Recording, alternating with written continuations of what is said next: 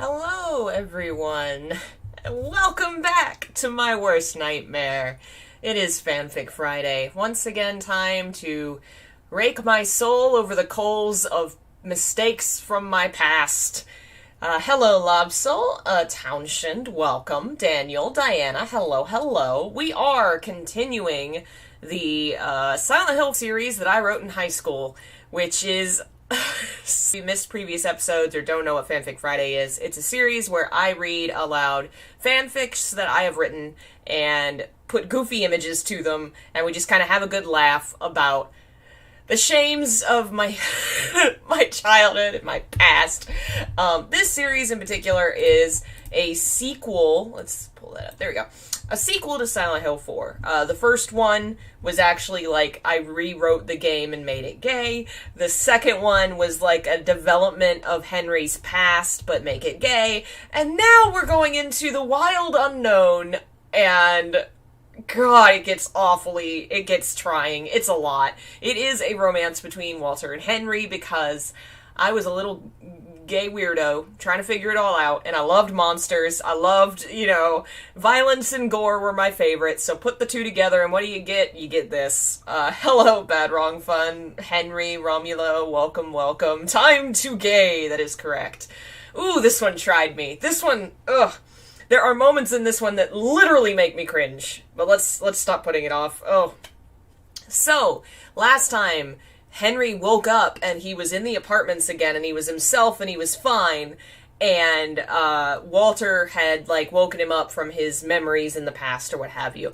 So basically everybody's still around and they're all ghosts living together like it was Friends but with murder victims. Alright, this part is in italics, trying to, indicate that it's a dream. I wish this was a dream right now, but anyway. Every step he took squelched and squished on the floor as Henry Townshend barreled across blood-covered tile, running for his life. He'd left Eileen back at the elevator with his gun to protect her. Now he was the one in need.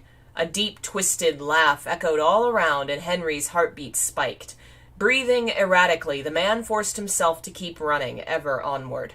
A gunshot rang through the area, and Henry gasped, but it didn't hit him. Run, keep going, keep going. There it was, a hole, his salvation. The man felt his fingers tremble as relief soared through him. But as suddenly as it came, it was ripped from him. A hand descended on Henry's neck, stopping his movements. As he was lifted into the air, hot breath brushed against his ear as Henry grasped at the hand and helplessly kicked his feet. Oh no, there's 3 errors already.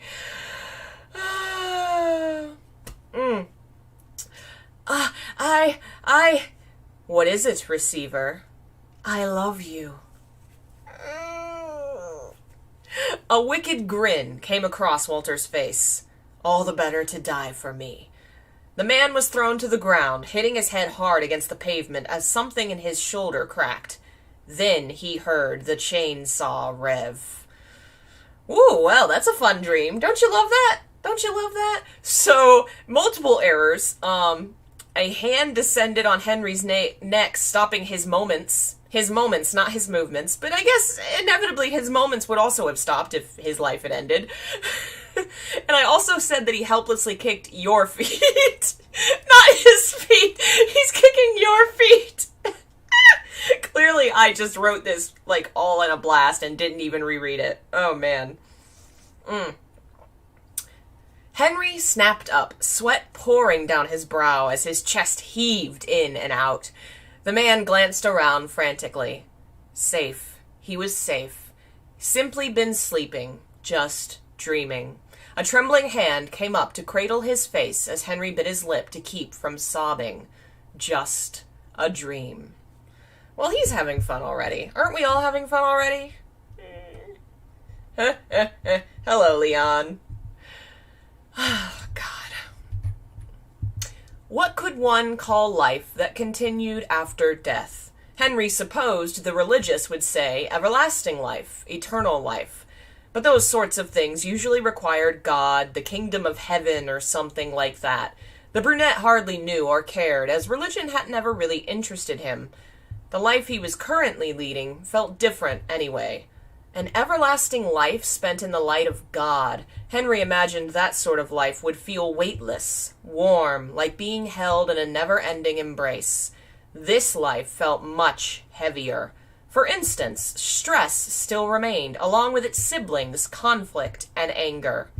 There is no way in hell I'm sharing this place with that fucking bastard, Richard Braintree shouted viciously, spittle flying across the room. Henry was very glad it hadn't hit his face, or he might not have been able to keep from punching him. Richard. Eileen, as usual, tried to play mediator, but Richard ripped his arm from her comforting grip. The insane fuck killed us all, electrocuted me, beat her to death. Gesturing madly around the room, Richard turned as a deeper and deeper red as Henry clutched his shaking fists. You really have to bring all that up, don't you? Cynthia sneered from across the room, sitting with little Walter on her lap. He looked terribly frightened, eyes wide and transfixed on Richard's enraged form. Richard. Richard. Henry grabbed his shoulder and shook him until the man finally turned to look around. Calm down. I know what you're saying, but we've got to work together. We're all trapped here. Getting angry isn't going to solve anything. This only seemed to fan the flames as Richard's blazing eyes stared hard at Henry. The smaller, younger man refused to back down. I'd rather face hell out there than sleep under the same roof as him. Fuming, Richard turned and rushed out the door, slamming it hard behind him. Henry winced, for a moment wondering if Walter would leap out of the woodwork and angrily attack the man for hurting Mother, but nothing happened. The tension temporarily gone, Henry brushed a hand over his forehead and looked up, eyeing his other problems. Hello, Ninu. Hello, folks joining us. Hello, Pyramid Head. We are sure gonna go for the but make it gay moments in this one. Oh, God, it's... Yep, this one's a lot. The day he'd died, Henry had apparently fallen into some kind of ghostly stupor, until Walter found him and brought him back to 302. After that, Eileen had woken up. There was a tearful reunion, and then the new arrivals began showing up. All the different worlds of Walter's memories still existed and were just as monster-infested as ever, making the only real safe place room 302. Most of the ghosts, now free of Walter's control, quickly made their way to Henry's apartment, and the man was beginning to see a big problem. Space. First came Cynthia, who'd wandered from the subway and immediately threw her arms around Henry's shoulders, screaming through the tears about the man and her strange dream and never having given him his treat. Blushing, he brought her into the apartment. Next had been the college student. Hi, Henry muttered. Jasper waved a little, his skin still kind of cracked and burnt, but quickly moved from paying attention to Henry to marveling at the room. This is it. The real deal. The man looked as happy as if he'd found a warehouse full of chocolate milk. The owner stepped aside and let the occult junkie have his fun. Hello, Jane. I want to see the reaction of all the other ghosts at Henry smooching the dude who killed them all. Yeah! I actually deal a little bit with that, but clearly I didn't really give that much of a shit. Joseph had shown up one day too, but he left soon after. The man only stopped for a brief moment to speak to Henry. Now that he was down off the ceiling with a true human appearance, the old writer looked very tired and humbled. Henry, the man murmured, putting a hand on his shoulder, I wanted to thank you. What you did was kind and very difficult. In your place, I would likely have killed him and been done with it. You're a good man. Then he smiled, his hand slipping away, and Joseph turned to walk down the blood-red, screeching hall. The pet shop owner, Steve Garland, Eric Walsh, the man murdered on his birthday, Peter Walls, the druggie beaten to death, Sharon Blake, who'd lost her family, then her life to the cult. They all came some time after, not to mention Richard, who left as soon as he arrived, once he found out Walter Sullivan was also in the apartment as well. Where else would he be? Henry thought, arms in his pockets. After all he did, of course this is where he'd be. Room 302 had great power, and so did Walter, and some combination of the two made it possible for Walter to create a door at the end of the hall, which connected to the old storage room. This was usually where he stayed during the day, while the others were up and about. Henry knew Walter didn't like having these people, some he considered far below him, taking residence with his mother. In fact, Henry was shocked he hadn't refused to let them stay, or at least said something about it. Henry decided not to ask, counting his blessings. Eileen, Cynthia, Sharon, and little Walter had the bedroom, while the men, minus Henry and Walter, were camped out on the floor around the bookshelf and TV. Eric had the couch, Steve the love seat, Jasper the floor, and Henry, he had the bathtub. That's gotta be killer on your back. Walter, meanwhile, hardly left his room. It was an uncomfortable situation all around, especially with all the tension. Duh. No one wanted to walk up and knock on Walter's door, not even Eileen or Henry, because it was always best to leave sleeping dogs lying. But most of the denizens of the room felt it very uncomfortable and even cruel to have to spend eternity with the man who murdered them.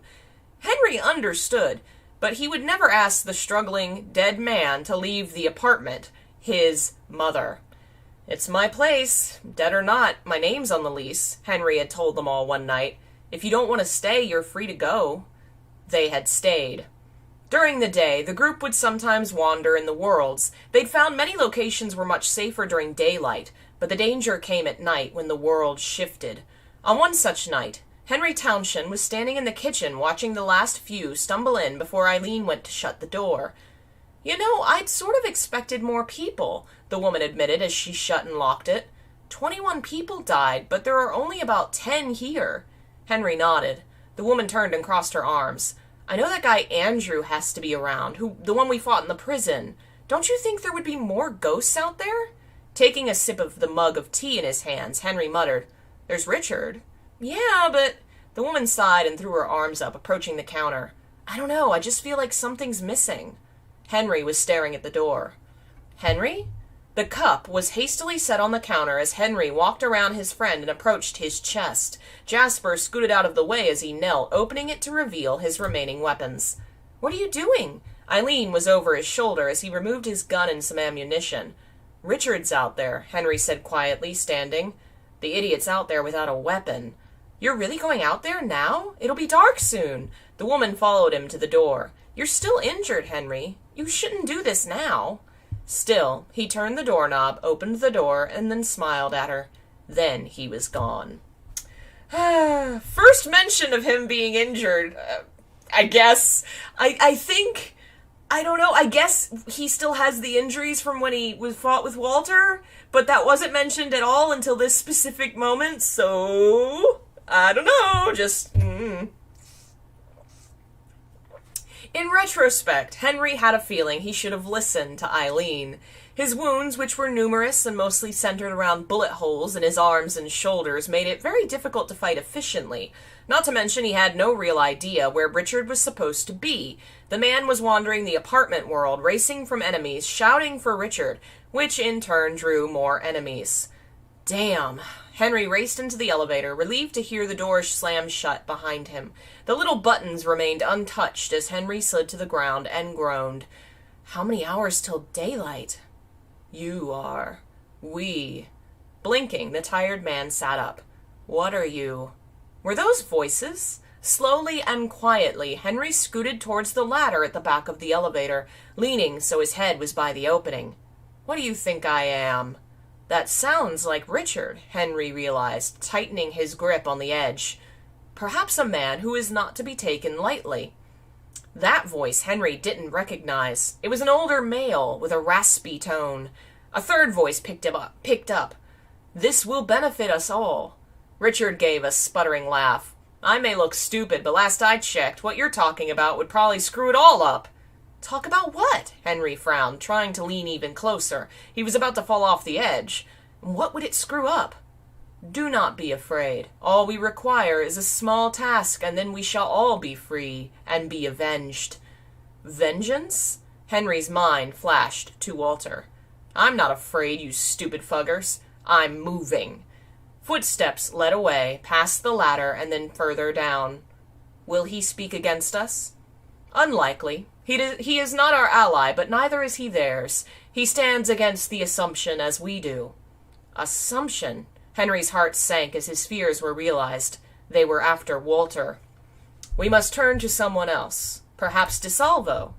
No, they trust him as little as we do. He remains in the tower. The voices began to fade as footsteps led away. Panicking, Henry turned and sat up, reaching for the ladder to follow them. He had to know what they were planning. Blood poured from his shoulders as he reopened old wounds. Henry rushed down the ladder into darkness. When he came to the bottom, no one was there, and the man found himself facing a new decision. Richard's footsteps went off one way, but the other two went another. His harried thoughts were interrupted by another set of steps coming up right behind him. Hello, folks. Welcome. It's been a while since we've had this many people on Fanfic Friday for what is truly a haunting and horrifying story.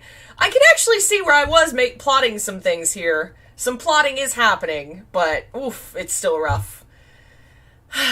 Eileen stood in the kitchen, staring at the large, talkative group in the living room, with two great worries in her mind. Every so often her eyes would dart to the hallway, to the door at the end that hadn't opened in days. Then they would flit over to the front door, which had been heavily locked and bolted. Biting her lip, Eileen glanced at the group again. We had this cat, Calico, I think. My kid got it from her piano teacher, named Shasta. Short for Shostakovich. I think he was a Russian composer or something. Certainly sounds Russian. Well, this cat could answer the phone. Eric paused in his retelling as Steve Garland leaned over to him. That's not actually very surprising. Cats are very intelligent creatures. Eric nodded and simply continued. He would knock the phone off the hook whenever it rang and meow into the other end like he was talking to you. Smiling, Eileen turned and left the kitchen, walking down the hall away from the group. I'm glad they're doing okay, she thought demurely, but she couldn't help but be drawn away from the festivities. Those she cared about weren't actually involved in them. Fun story. Shostakovich was a cat I had. She could answer the phone. That's so cute. And okay, so Shostakovich was a kitten that my piano teacher gave me, so it would have been in high school. Probably sophomore, freshman year, maybe. And back then we let cats kind of roam outside because my parents didn't know any better and I didn't know any better. And we lived in a very wild area, so they were pretty safe and far from the street. But Shostakovich ended up being really friendly with the people 2 doors down because they would always feed her and let her in the house. And so when we went to move, she was friendlier with our neighbors than us. So we ended up leaving her. She was a really gorgeous calico cat. And really sweet. She used to sit on top of the desk, and they had like this thing on top. She'd sit and pet my head. So anyway, she was really cute. She did answer the phone when it rang. She'd knock it off. And my mom happened to call our old neighbors from that neighborhood. They've lived there for like 30 years. Just last week, she just wanted to catch up. Shostakovich is still alive and living with them now. It's so cute. I'm so happy for her. She was a sweet kitty. With the most ridiculous of names. We did just call her Shasta. More voices were coming from Henry's bedroom, a woman and a child's. Eileen turned and leaned against the doorframe, watching Cynthia and little Walter putting a puzzle together on the bed. See, this one matches blue, so it should go here, Cynthia stated, but Walter stopped her hand. No, it doesn't. The edges don't match. Oh, the woman replied, exaggerating her surprise as she shared a secret smile with Eileen. You're such a smart boy, Walter. The boy flushed with pride as he showed her where to place it. To Eileen's surprise, Cynthia was pretty good with the kid. The 2 young women had teamed up to take care of the boy, taking turns playing with him and watching out for him, leaving little Walter, who some had started calling Walt, in her capable hands. Eileen turned and approached the last door. She hesitated for a minute or two, staring at the painted wood. Finally, she lifted her hands and knocked. In her nervous state, Eileen hardly realized the rest of the apartment had gone silent, many staring down the hall to stare at Eileen and what she was doing. Everything seemed to have frozen, all eyes on the ominous door. For a moment, nothing happened. Creak! The door opened but a crack, and vibrant green eyes came into view. Eileen looked up and gave her best smile. Hello, Walter, she said sweetly. May I come in? Oh, Eileen. He remained still for what felt like hours before the door opened just enough for Eileen to squeeze through. Walter remained where he was, so the woman had to scoot between him and the wood. The others stared as Eileen walked under her killer's arm into his room as he shut the door behind her. Eileen hadn't seen this room before the end of the sacraments, so she didn't know how much it had changed, but the place was entirely new. Bookshelves lined the walls. A desk took up the far corner, with a lamp and stacks of papers. The air smelled clean, like detergent and air freshener. Suddenly, turning to gaze upon the man who towered above her and was twice as broad as her, the woman felt nerves creep up her throat and tighten her voice. For a brief, frightening instant, she was back in her apartment on the floor, his eyes leering at her. She forced herself to stop shivering. Walter's eyes flitted down, and he took a step back, surprising Eileen with what emotions briefly showed upon his face. Was there fear? Guilt? The woman took a step towards him, then another. He didn't move again, but he never looked back up. Walter didn't know Eileen was next to him until she wrapped her arms around his waist. The man froze, eyes widening, as the woman rested her head against his bloody jacket. Did anyone ever hold you like this? She wondered, tears in her eyes. Anyone at all? How have you been, Walter? The woman whispered, leaning slightly away. We haven't seen you all week. Henry's been worried. The man looked up a little, and Eileen could have sworn his eyes softened. "I have been fine." Eileen showed him a grin. "I'm glad." They remained beside one another for a few more moments, Walter awkwardly standing in her embrace until Eileen finally backed away. "I'll admit this isn't just a social visit," she stated, hands behind her back. Worry shone in her eyes as she bit her lip. Walter simply watched quietly, having hardly moved the whole time. Henry left." His eyes flashed. "He went out looking for Richard about an hour ago, and I'm really worried." The woman glanced away, clenching her hands. "I would go out looking for him, but I'm afraid to leave the others with you." She didn't say that out loud. This is in italics. A door slammed. Eileen's eyes flew up as she saw the door to the room shut and Walter gone. Rushing out, she entered the hall in time to see Walter enter the bathroom and climb through the hole. Eileen said Stockholm Syndrome. Well, I don't know if... Well, is it Stockholm? Because he's not really keeping them in prison. Silent Hill is. But they're trapped there because he did do a murder. It's such a weird scenario. But honestly, of all the characters, Eileen kind of was already like that. Like in the game, the ending where she's like, he was such a sad person. Like, I could totally see Eileen, like, trying to make things better. Nobody else. Just Henry and Eileen. Everybody else like, fuck this guy, I'm out. Fuck this shit, I'm out. Hello, folks joining us. Welcome. Alright. Footsteps approached Henry from behind. With a grimace, the man clutched his gun tighter, then spun his heel, fully prepared to shoot whatever monstrosity was stalking him. Instead, the sight shocked him so his gun clattered to the floor. Walter? He left his room? He hasn't been out at all. The man sauntered forward, eyes burning like molten... Oh, God! Eyes burning like molten suns. Oh, I don't know why that line hurts me so bad. It's just so... Ugh. Henry almost felt alive again, like when he was running for his life, being hunted. Oh, Henry, you've got a thing. Yes, this is after the sacraments. This is after all the events of the game. It's technically after the bad ending, except Henry changed it so that they all got freed from the spell. It explains, the next story kind of explains more about how Henry changed what happened to Walter. It's kind of a spoiler, but like, this Walter is not the same Walter. Anyway. What are you doing, Henry? He caught the stumble and was surprised Walter hadn't referred to him by that other title. He almost called him Receiver. Richard, he muttered. He's still out here. The man tried to kneel to get his gun, but his body protested and a sharp cry escaped his throat. A hand took his gun before he could. Walter stood and held it out to him. Henry nodded, throat drying. He looked up towards the path the two strangers had taken. These men, he began quietly. Henry turned to Walter. They were talking about you. I think they're trying to get to you. The man turned to go that way, but a hand on his arm stopped him. Surprised, Henry turned around. You're wounded, Henry. Using his arm, Walter pulled him back to face him again. The man frowned. You've reopened them. Sure enough, Henry realized, blood was pouring down his front again. A raspy gasp left his throat as the skin began to burn. But what about... Walter shook his head, putting his other hand on Henry's other arm and pulling him back toward the ladder. Henry shook his head. Richard's still here. A sharp look made Henry's voice fall silent. Walter pulled him to the ladder, looked at it, and frowned. Then he turned to the wall. Letting go of Henry, he approached the dingy surface and placed both hands on it, eyes closed. The photographer watched in awe as the stone began to melt away under his hands, peeling like paint, until a dark and vacuous space appeared. A hole.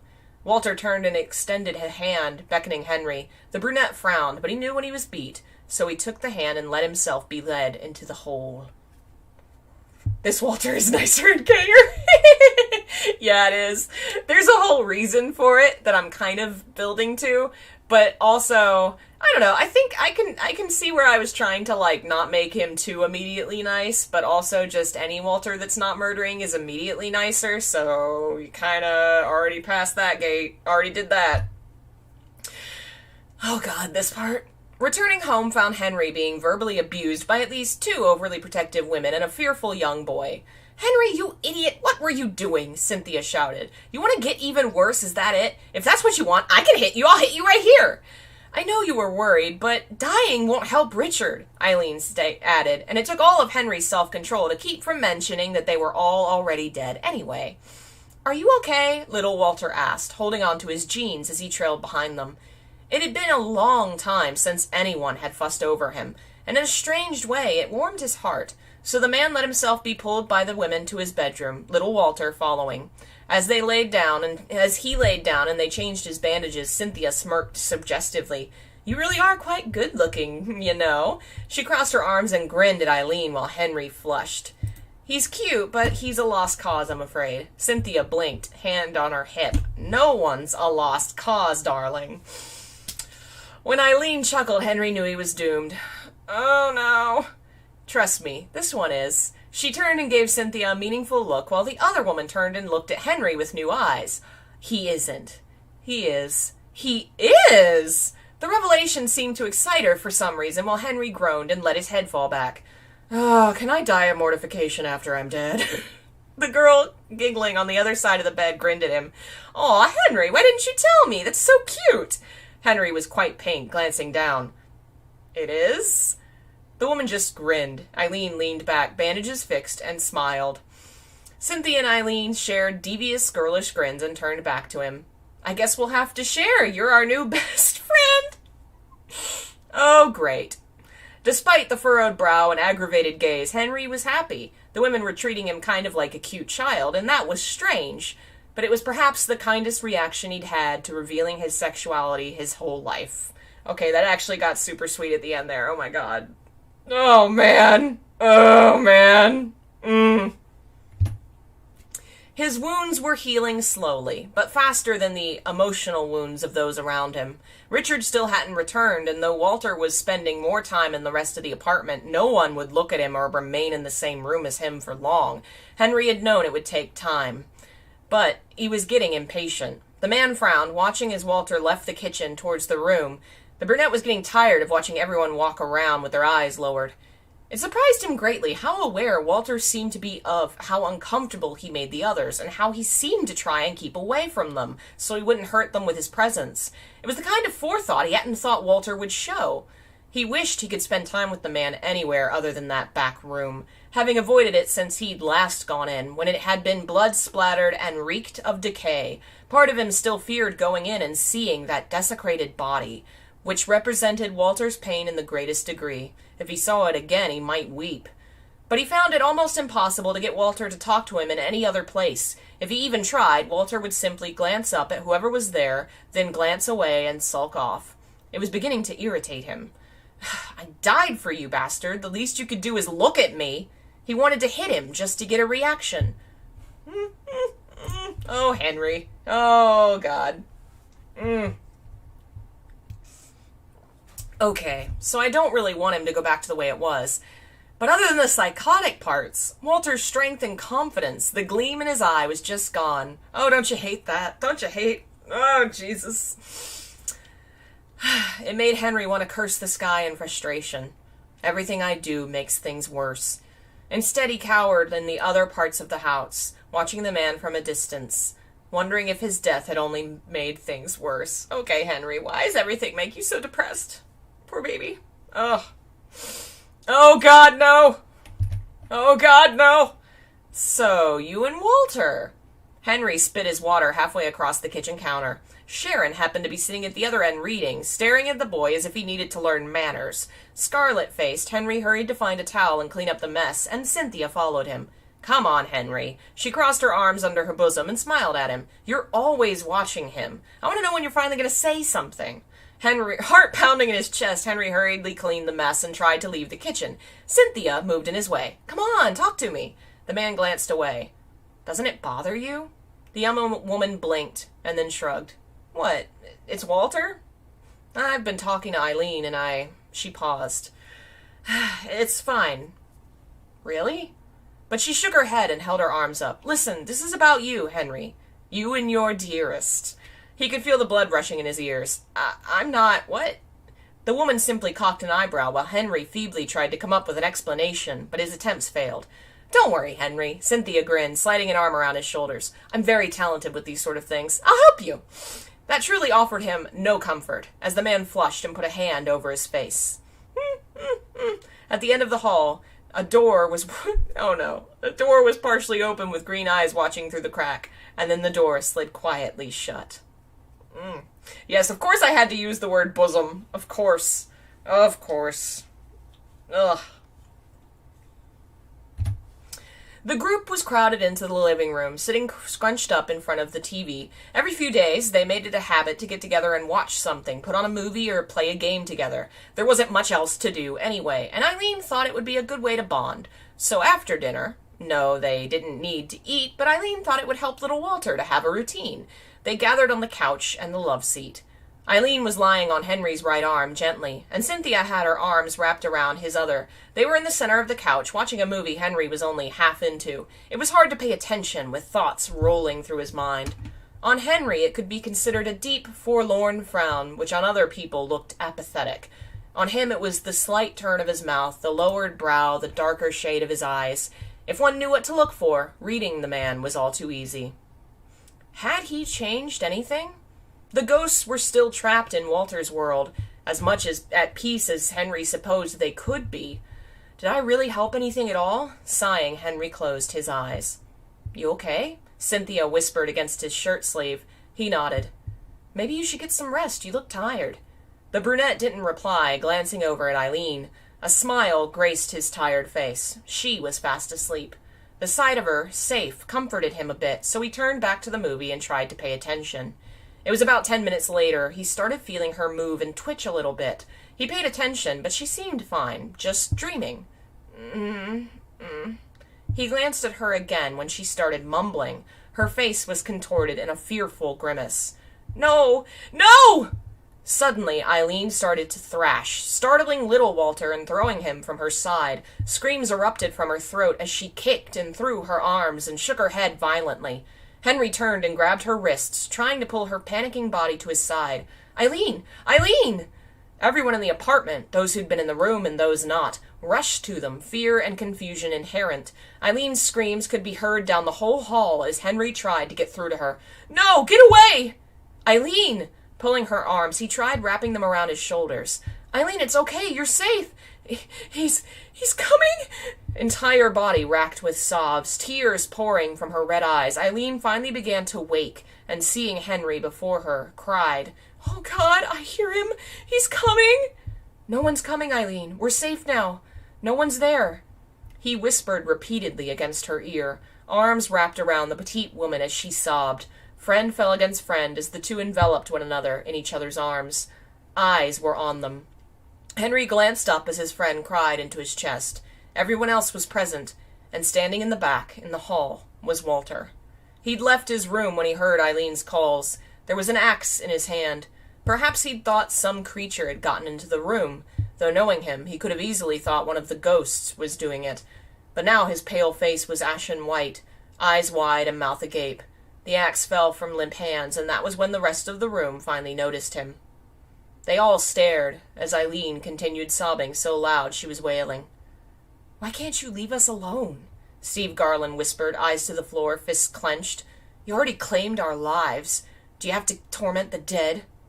Walter's face remained unchanged. Slowly he began stepping back, away from the group, back into the shadow of the hall. Henry tried to catch his eyes, tried to say something, anything, but he couldn't think of the words. Eileen's wails were still just as sharp as the door to Walter's room shut. Yeah, rough. Hello, folks.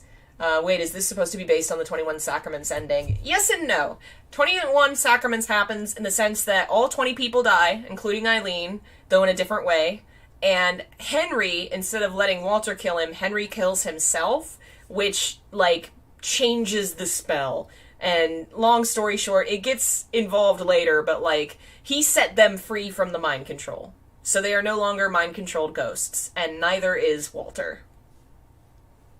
Ooh, there's more plot there, but, had this, like, theory that, like, love conquers all, and blah, blah, blah. But anyway, long story short, they're all ghosts in the apartment now.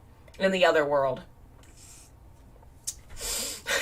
This picture made me laugh so bad when I created it.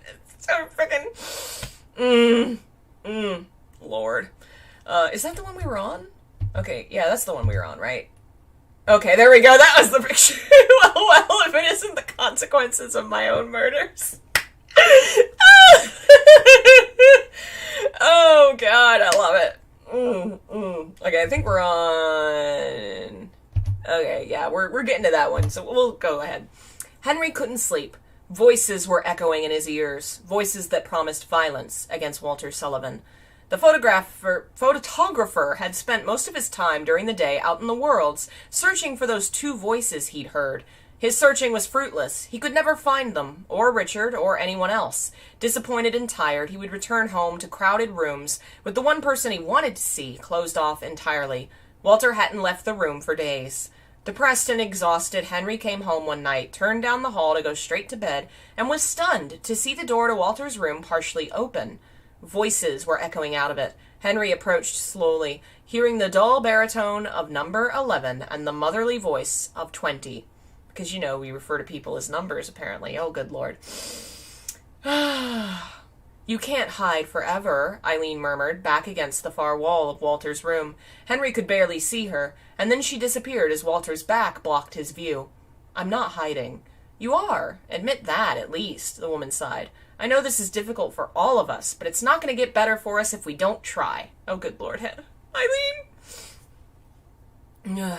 It's getting better for some, the man spat suddenly. Anger seemed laced into his words. He moved and Eileen's concerned face came into view. What do you mean? A chair creaked as Walter sat. Nothing. They remained quiet for a moment. You can't hide from him forever. A snort. What, the fool? I don't hide from him. Who was the fool, Henry wondered, and why would Walter hide from anyone? He's not a fool.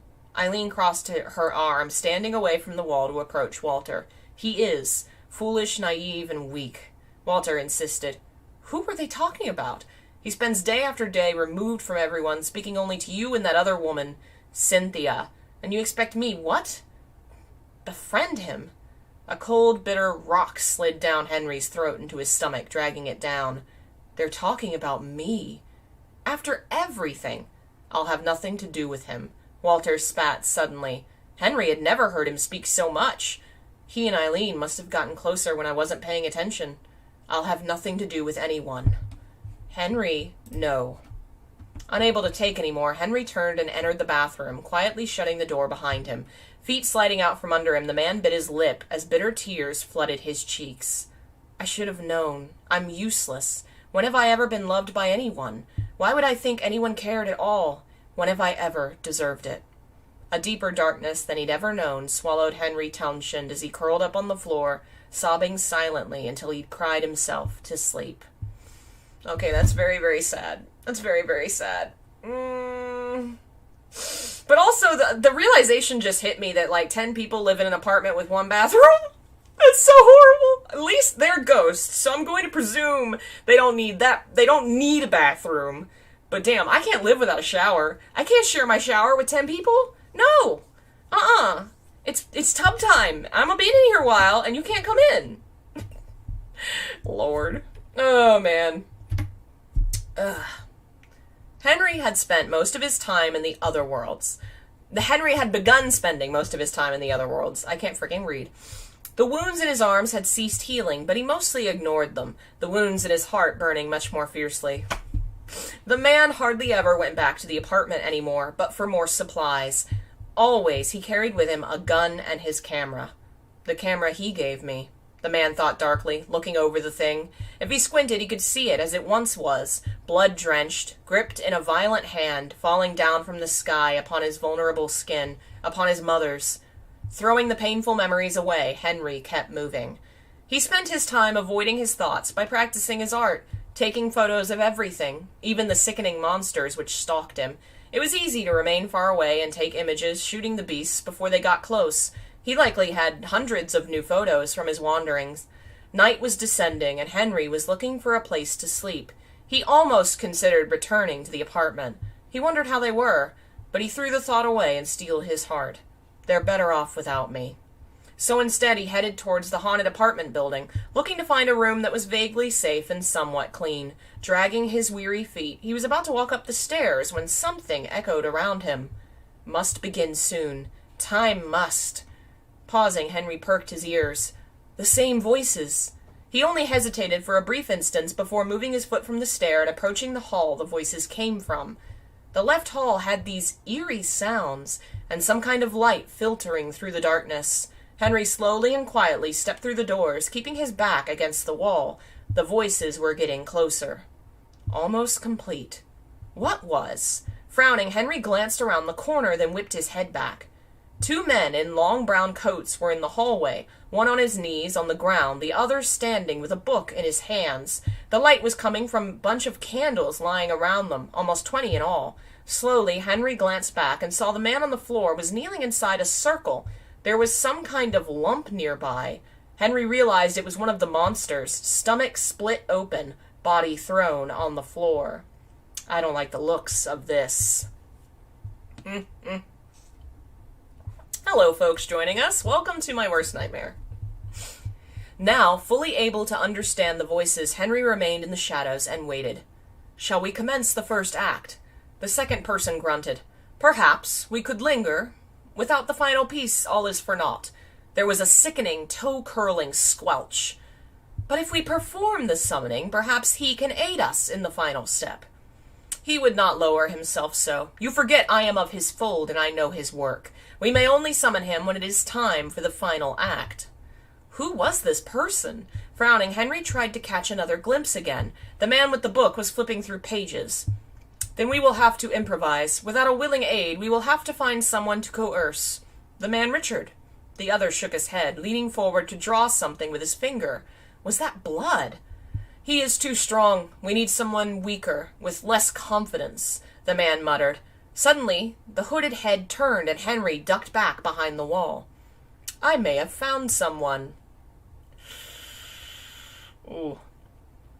Without waiting to hear anything else, Henry turned and raced out of the hallway, barreling through the doors, his only thought to get out. He glanced around frantically for a place to go, anywhere to hide. Behind him came raised voices, dark laughter. He raced across the floors to the stairs, taking them 2 by 2, and turned right into the second-floor hallway. He slid to a halt as soon as he entered. It was eerily empty. What usually crawled with dark horrors was instead utterly still. Something was off. Fear crawling up his spine, Henry gripped his gun hard and forced himself to move. He had to find a room with a hole, and he desperately hoped there was one here. Rushing into the first room, he glanced around and saw no such thing, so he ducked back out. As he ran to the second room, a gunshot rang out. Henry gasped and barreled into the doorway of the apartment as villainous laughing trailed behind him. Heart hammering in his chest, he pressed his body against the door and tried to breathe. He could hear the voices getting closer. The man rushed into the room, searching desperately for a hole. There it was, at the end of the hall, just out of reach. With adrenaline pumping hard through his veins, Henry grimaced and ran as his life depended on it. It was so close. Suddenly, a loud and terrifying groan raced through the air, and the room shook. Henry lost his balance and tumbled forward, hitting his head hard against the floor.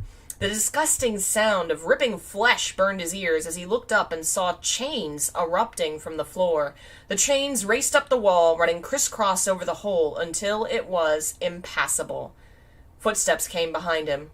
Good evening, 21. The man with the book murmured. Henry turned wide-eyed as the other began to laugh.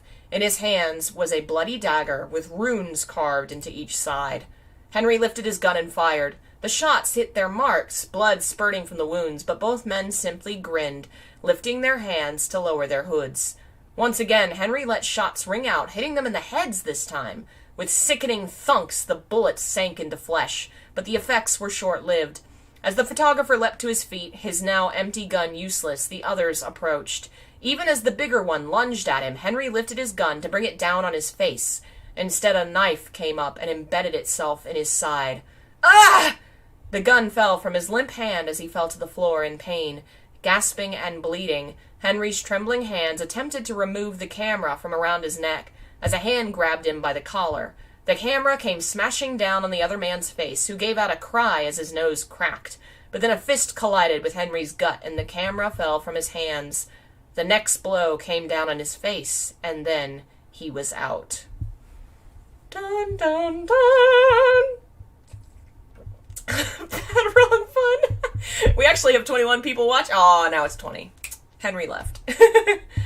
God, this image, I don't know why. Google Evil Wizard stock photo. You come up with the dumbest looking shit. A migraine of epic proportions awoke him, along with blistering pain on every part of his skin. The man would have screamed if tape hadn't covered his mouth. Slowly the man lifted his trembling head to look at his cage. Bars surrounded him, making a circle about 10 feet wide. He was in a dark room, lit only by candles tied up to a chair. Lumps of flesh lined the outside of his cage, ripped and torn carcasses of monsters that barely looked human. Eyes moving down, Henry's gaze fell upon the order circle drawn before his feet in blood. In the distance, someone or something was screaming. Chest tightening, Henry felt fear choke him as footsteps approached. "Welcome, Henry Townshend," Jimmy Stone began as he wiped his bloody dagger with a dingy rag. "To Silent Hill." Dun dun dun! How does this work when they're ghosts? Yeah. I kind of imagine it as being like Pyramid Head. Like, you can beat Pyramid Head, but you can't really kill him. He just gonna come back. So, like, you can injure them, but you can't kill them. They're dead. You know. But anyway, I think I go into it more later. Who knows if I do or not. Eileen raced to see Walter as soon as he left his room. "Have you seen Henry?" she asked worriedly, eyebrows furrowed. The man shook his head. Frowning, the woman crossed her arms and looked out the window, fear choking her heart. "It's been days since I last saw him. I'm worried." Walter's mouth twitched slightly, which Eileen knew was a sign of disgust. "Perhaps you'll find him with that woman." "Woman?" Eileen blinked. "You mean Cynthia? Cynthia's with Walter, the other one." At the mention of that, Walter's eyes flashed, and Eileen frowned. "Don't start with me. He's a kid, Walter. He's you. How can you be so judgmental?" "Everything I said was true. He is. I was naive, foolish, and weak. I gave in to darkness, and through me more darkness was born." He looked up at the sacraments in the room and frowned. Softened eyes gazed on him. "He's a kid, what you were never allowed to be. If you spend some time with him, you'll see he's a good little guy." Walter grunted before glancing back up at the woman. "Has Henry been disappearing often?" She nodded. "He hardly stays here anymore. I worry about him. Where's he been all this time?" As she wondered, she heard Walter step away towards the front door. She spun around. "When you find him, tell him to check in once in a while." Back to her, Walter missed Eileen's knowing smile. Those in the living room glared as he walked by. Walter ignored them, moving to put his hand on the doorknob when it suddenly opened. "Henry!" Eileen raced around the stunned blonde to wrap her arms around her friend. The man seemed stunned, hesitating a full minute before he put his arms around her. The woman leaned back, eyes perplexed. "Are you all right?" He nodded slowly, moving out of her embrace to step into the room. Walter's eyes narrowed, but he glanced at the group around them and gave a quiet grunt. His eyes went back to Henry and stayed on him, but he didn't move. There was hardly a shade of difference. But as Walter and Eileen shared a look, as Cynthia crossed her arms and frowned, the few who knew him sensed the oddity. Henry smiled briefly at his allies before turning his stiff frame to walk down the hall. He was halfway there when a voice called out. "Henry." The man paused and turned his head. Walter was watching him, eyes alight. The blonde approached him and a hand came onto his shoulder. "Come with me," the dark voice demanded. Henry's brow furrowed for a moment. He seemed frozen and ready to refuse, but the inside did not match the outside. "Walter! Walter, come on!" The mind of the man was frantic in a state of confusion and fear. "I don't know what they're making me do, but stop me before I do it." Though glad to see Walter sensed something was up, Henry couldn't help feeling revulsion in his gut. Stomach twisting, pulled along by the hand, Henry was led into the dark foreboding storage room by Walter Sullivan. Bam! The door slammed shut, echoing all around, and within stood Henry, trapped in his own mind and staring at the storage room as bile rose in his throat. This place. He'd never wanted to see it again. Now it looked like an ordinary office, but he could never forget its true face. I know you do not think I am that foolish. Walter's rumbling tone interrupted the silence. Anger boiled under that tongue, and Henry felt a sickening new fear take hold of him. Anger, his weakness, his nightmare. The fists of the enraged seemed ever poised on him. The man found his body turning towards Walter as the tall blonde glared angrily at him. A knife was in Henry's hands. Or no, was it in Walter's hands? I guess it says a knife was in his hands, very vaguely. I guess it's Walter's. Surely you don't think that. You taught me better. The dangerous glint in Walter's eyes was back as he ever slowly sauntered forward, hair over his eyes, leaning forward, a bloody knife in one hand. Run! Of course, his stolen body did not heed him. It remained still as Walter came closer. The controlled face began changing into a grimace. How dare you, with your disgusting hands, touch this soul? Walter snarled, voice rising. How dare you sully him with your filth? Henry's heart stopped as sweat poured down his brow. Wait, is he talking about me? The blonde continued his irate tirade. Remove yourself, or I will find you, and do worse to you than I ever could have when I was alive, and you will suffer. The hand with the knife was raised. Let him go. Release my receiver. Oh, God. Oh, God. Oh, God. A hand grabbed his collar suddenly, and the next he knew, the knife came down. A slash, then another and another. His white shirt fell to the ground in tatters, revealing the mark underneath. A circle with 3 more circles drawn within, drawn with a bloody mix of his, Jimmy Stone's, and some monster's blood. Then it was cut into him with the dagger, dragging it deep into his skin as he writhed in agony. Walter looked upon the mark with an upturned sneer. Stone! The roar that tore from Walter's throat shook the house, a tone enraged and promising pain. But Henry wasn't scared. He realized the sight of the angry blonde, which usually would have terrified him, was aimed at someone else.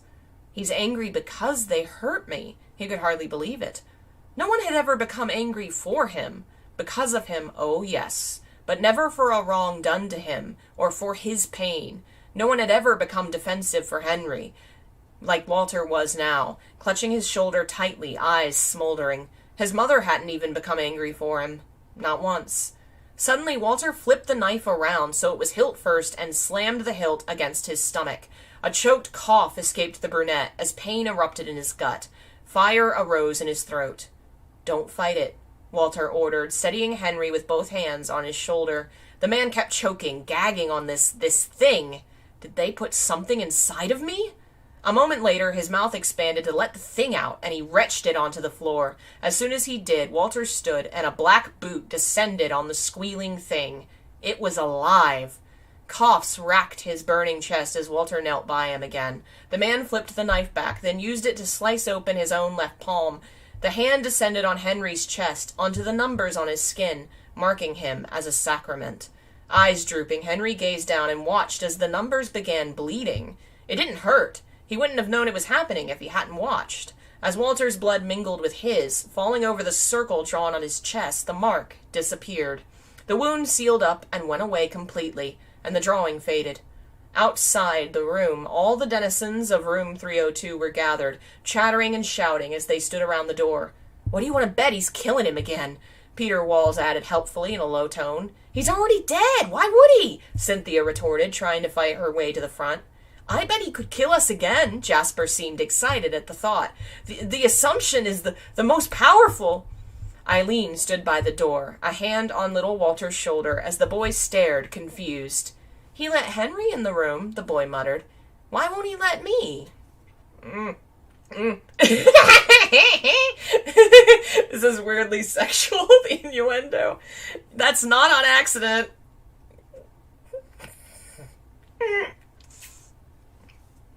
Oh. As the shouting and fighting continued, something slipped unnoticed into room 302. It was only for an instant. A black wisp slid through the door, still partially open from Henry's arrival, skittering across the floor to the chest by the hallway. It went in, grasped something, and then left with its prize. It was a red herring! Dun dun dun! Oh, I accidentally forgot that's the image that was supposed to be for there. I got distracted. Henry's body was his again, and the pain was gone but for his raw throat. Gasping for air, Henry glanced up at Walter, who was taller than him even when kneeling. He nodded tiredly. Thanks. Walter nodded in return. He didn't move, watching intently as Henry caught his breath. When the brunette looked up, he saw anger still there, lighter but burning. This would not have happened had you not wandered out foolishly in the dark, the blonde seethed, voice deep and tumultuous. The sultry baritone sent a shiver through the brunette below him. Henry would have laughed if he hadn't thought Walter might snap and hit him. Mother says you have not been here in days. Halt that thought. Mother? Henry gaped, mouth suddenly dry. Walter didn't seem to catch the slip. The mother reborn, he clarified, perhaps too angry to realize he'd referred to a human being and not a room as his mother. Why are you not staying here, Henry? The best answer? A lie. Henry glanced down, flushed red. The apartment's crowded. I didn't want to take up space. Walter stared as Henry desperately hoped the man bought his lie. The blonde merely stood and approached the nearest wall. Henry watched as he placed his hands against it, like he had when he'd made the hole. Palms flat, he closed his eyes. When he opened them, something felt different. Walter stalked to the door and threw it open. Luckily it opened inward, or else many people would have been beamed in the face. They were so close to the door. The blonde looked out over them. The entire apartment complex is safe. Take refuge wherever you wish. The group stared in awe, and so did Henry. You can do that? Why the hell didn't you do it sooner? Demanded Steve. Walter's burning eyes fell on him, and the shorter man's anger diminished a bit. No one asked. Then he shut the door in their faces. The two men remained still in the room, Henry staring at Walter's back. Now you will have space, the blonde explained. You can live wherever you want. He turned and approached his desk, leaning against the surface with his back to Henry. The other remained stationary on the floor. I'm shocked those fools got to you. You eluded me for so long. I thought you were stronger than them. The brunette felt his heart twist and twist until the agony threatened to explode. Forgive me, Henry spat, feeling weaker than he had in days. I guess I must be too foolish, naive, and weak. Emphasizing the familiar words, Henry stood and trudged to the door. With his back to Walter, he didn't see the blonde turn with a puzzled expression on his face. I can live anywhere I want, thought Henry dimly as he left the room, joining the mob outside. They were bombarding him with questions he barely heard. The only place I want is the one place I can't have. Oh, tragic. So tragic. Alright, I think... Oh.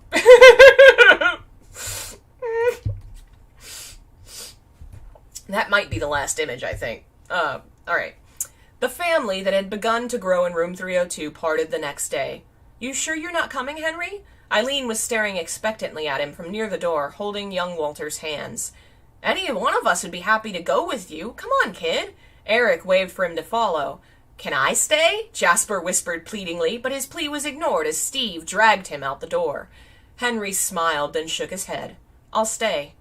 Be careful, son, Sharon stated as she headed for the door, placing her hat on her head. I don't know what's going on in your head, but mind yourself. Then she followed Steve and Jasper out. Peter waved as he stepped away. Suddenly, arms were around Henry's waist. Give me a call if you're lonely, Henry. Cynthia winked. All the good...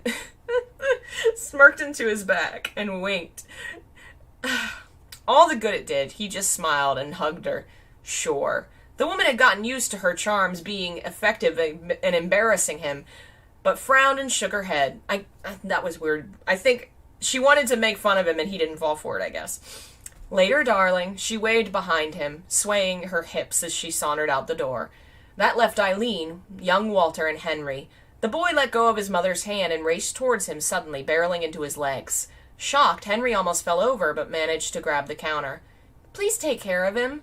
Green eyes met his. Mom says he's like my big brother, which makes sense, 'cause we have the same last name. Can you watch out for him for me? I want to stay with him, 'cause I never had a big brother, but I don't think he likes me. Wide-eyed, Henry stammered and tried to say something. Walter... But the boy had already run back to Eileen. Take care, Henry, she smiled and took Walter's hand, leading him from the room. Henry watched as the little boy turned to stare at the apartment again, but his eyes quickly returned to Eileen. Seeing her here when he first came in, that completely convinced him she's his mother, Henry thought. Too bad Big Walter didn't come to a similar conclusion. Sharon took a room on the 3rd floor, sharing with Eric and Steve. Peter and Jasper shared a room as well on the same hall, while Cynthia, Eileen, and little Walter took 303.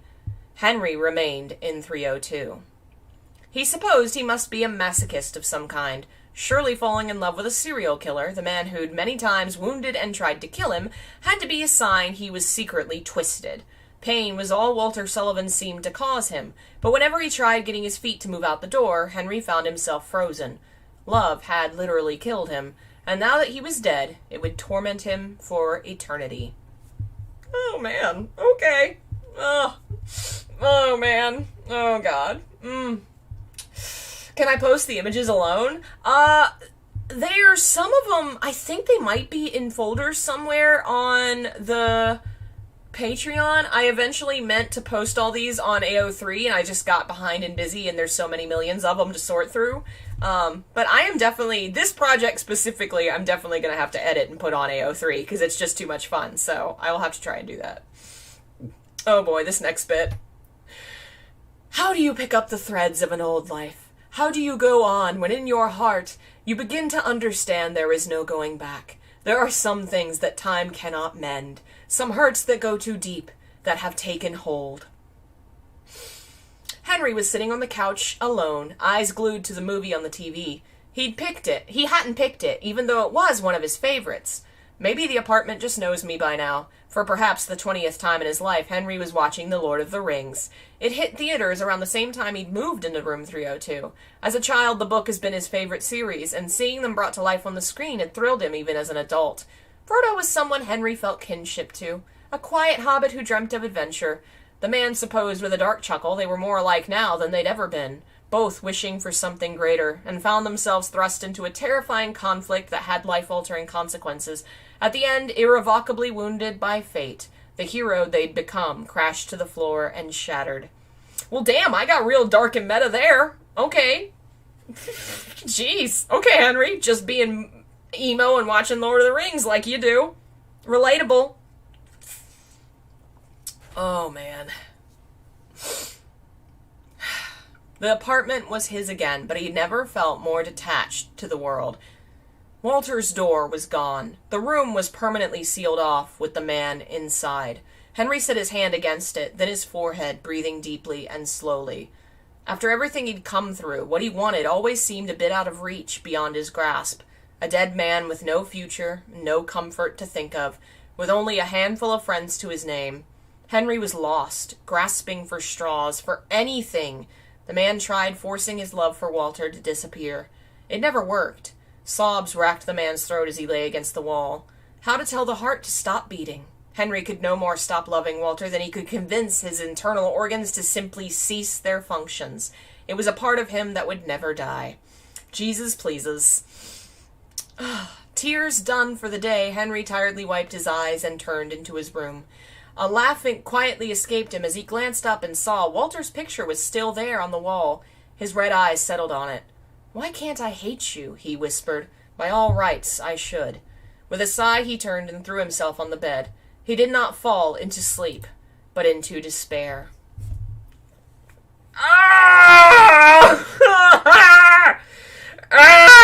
So bad! Jeez! God, I'm so emo at this point in my life, apparently. Jesus. Henry was in the kitchen, eating breakfast out of boredom, when Walter suddenly appeared from the hallway. His spoon fell out of his limp hands as Walter looked at him and blinked. "Why are you here?" As Henry rushed to get off the stool. Red-faced, Henry looked down and moved around the counter. I'll go." "Henry?" That halted his steps, but he didn't look up. "You don't have to leave." Slowly, hesitantly, Henry glanced up. Walter's green eyes were fixed on him. A small smile graced his lips, but was gone in a quick flash. "You can stay." Henry had found it. The straw he was grasping for. Hope. Wow, that one got real dark. Ooh. Oh, Man, my little emo child self. And also incredibly horny in violent ways, because that's apparently what I was into. Just being possessed by a monster and having my ghost demon boyfriend unpossess me with a magic and a knife.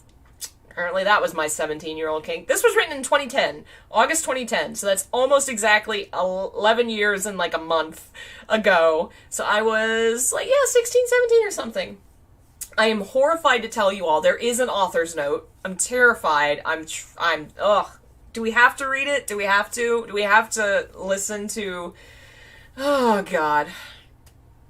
I don't like this chapter as much as I did the past two, but I hope it's on par with them at least a little. This one had to set up the scene and set the plot rolling, but little really happens. Poor Henry's about to drown in self-pity. But don't worry, starting next chapter, things will go up for Henry and Walter. Though it will still be a dark and sad story in many points. I mean, this is Silent Hill. The next one ought to be out soon. Expect it within the week. Oh, and if you hadn't noticed, both of the previous chapters had song lyrics with them. I'm going to continue doing that. This one didn't have that, because instead, the movie quote from The Lord of the Rings represents the overall meaning of the story.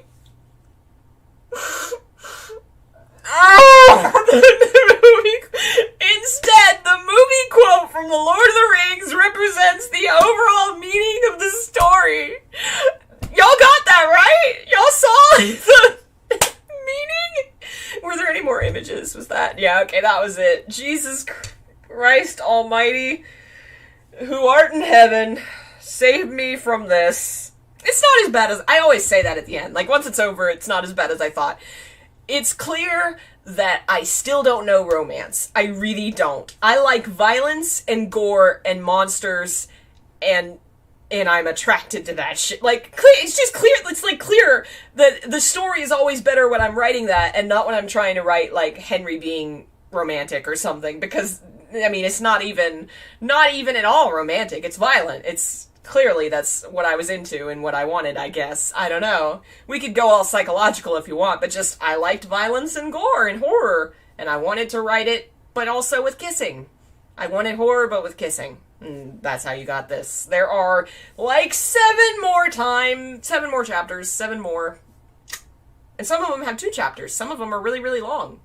So this will continue, unfortunately, tragically, sadly. I'm glad you guys enjoy it for some reason. I'm glad that you get some kind of joy from the nightmare that is this.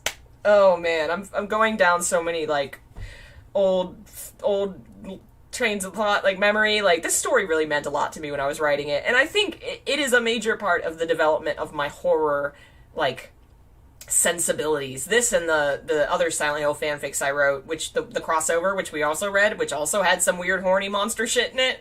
Clearly that was my thing. Still is. But yeah, that was fun and bad and horrible. We will continue this in like 2 weeks probably. 2 weeks, so what's that Friday? Probably last Friday of this month, I think. My aunt and uncle are going to be visiting at some point, but I don't remember which weekend, so I'll still try and set aside time for this, so we'll see. I'll let y'all know if things get in the way, but we will continue it, unfortunately. I think I'm going to try and stream a game tomorrow. We'll see if I have the time, and then continue gaming and scheduling and all that jazz. These streams will all be moved to the second channel after like 24, 48 hours. That's just... I'm gonna keep them all over there because they have to do with non-gaming things, but I stream here because of behind-the-scenes reasons. It's just easier anyway. Thanks again to all of our members. If you like what I do and you want to support it, please consider becoming a member, buying my books, donating. It really does help a lot. We actually are 147 members, 3 away from 150. Y'all are amazing. I cannot believe you. You are fantastic, and I love you. Thank you so much. I'm thinking maybe a member bonus will be, like, for only members. When we get to it, there's going to be a chapter where Walter and Henry have sex.